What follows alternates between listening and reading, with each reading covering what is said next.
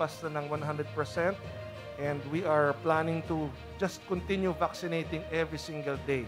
Hanggat bawat isang San Juanenyo po ay ating mabakunahan basta pasok sila sa edad at saka sa kanilang kalusugan.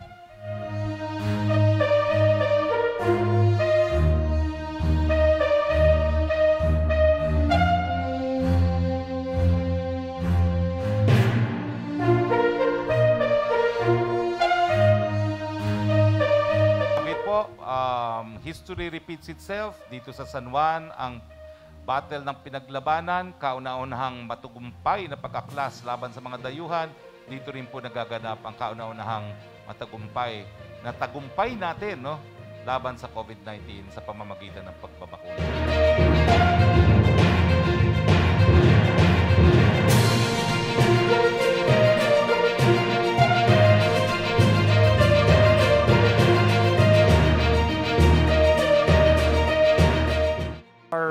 Projecting, sir, that by the end of August, we should be done with our full doses for our 70% target.